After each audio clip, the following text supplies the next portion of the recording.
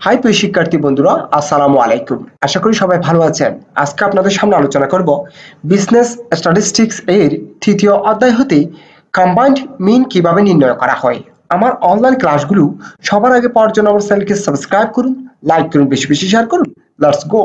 Calculate the combined mean from the following data: factory A, factory B, number, average।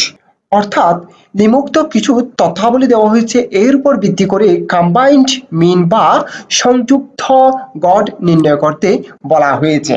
Combined মিন নির্ণয় করা খুবই গুরুত্বপূর্ণ এবং খুবই সহজ একটি বিষয়। আপনারা মনোযোগ সহকারে দেখুন, আমি বিস্তারিতভাবে আলোচনা করতেছি। সলিউশন, সমাধান। কম্বাইন্ড মিন নির্ণয় করার জন্য আমাকে সর্বপ্রথমে প্রদত্ত প্রশ্নে যা দেওয়া হয়েছে সেগুলোকে উপস্থাপন করতে হবে সমাধানের মধ্যে। তাই লিখেছি গিভেন দ্যাট। হুবহু প্রশ্নের মতো করে একটি ছক অঙ্কন করব, এরপরে এগুলোকে আমি উপস্থাপন করব। প্রদত্ত প্রশ্নে প্রথম কলামে দেওয়া আছে নাম্বার এবং অ্যাভারেজ। তাই এখানে লিখেছি নাম্বার এবং অ্যাভারেজ। নাম্বারকে n ধরেছি, অ্যাভারেজকে x বার ধরেছি। ফ্যাক্টরি আয়তে নাম্বার সমান দেওয়া আছে 60, অ্যাভারেজ সমান দেওয়া আছে 1200। তাই এখানে লিখেছি ফ্যাক্টরি এ। নাম্বার সমান ধরেছি n1 ইকুয়াল টু 60, অ্যাভারেজ সমান ধরেছি x বার 1 সমান 1200। এরপর দেওয়া আছে ফ্যাক্টরি বি। নাম্বার দেওয়া আছে 40, অ্যাভারেজ দেওয়া আছে 1400। তাই লিখেছি ফ্যাক্টরি বি n2 সমান 40, x বার 2 সমান 1400। অর্থাৎ প্রদত্ত টেবল থেকে আমি দেখে দেখে আরেকটি টেবল উপস্থাপন করেছি সমাধানের মাধ্যমে। নাম্বারে লিখেছি n, অ্যাভারেজে লিখেছি x বার। ফ্যাক্টরি এর মানগুলাকে n1 এবং x বার 1 ধরেছি, ফ্যাক্টরি বি গুলাকে n2 এবং x বার 2 ধরেছি। এরপরে আমি কম্বাইন্ড মিন নির্ণয় করার জন্য সূত্র লিখব।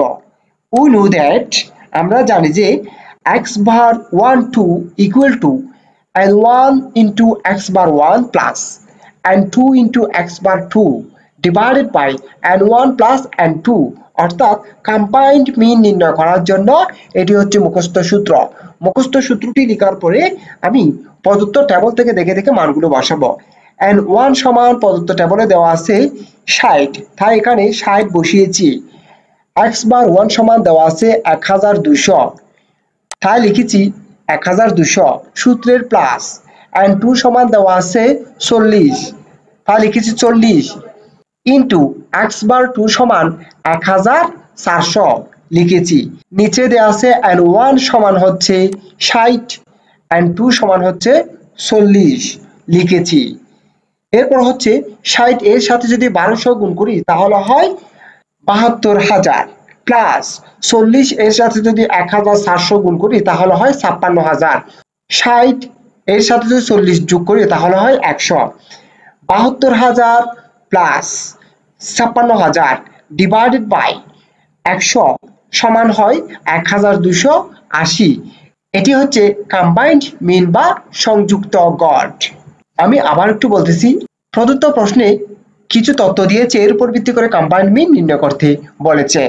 আমি হুবহু এই টেবলটি সমাধানের মাধ্যমে উপস্থাপন করব, যেখানে নাম্বার ধরব n, অ্যাভারেজ ধরব x বার, ফ্যাক্টরি এ গুলাকে ধরব n1 এবং x বার 1, ফ্যাক্টরি বি গুলাকে ধরব n2 এবং x বার 2।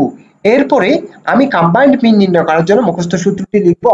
মুখস্থ সূত্রটি লিখে মানগুলো বসিয়ে কম্বাইন্ড মিন নির্ণয় করব।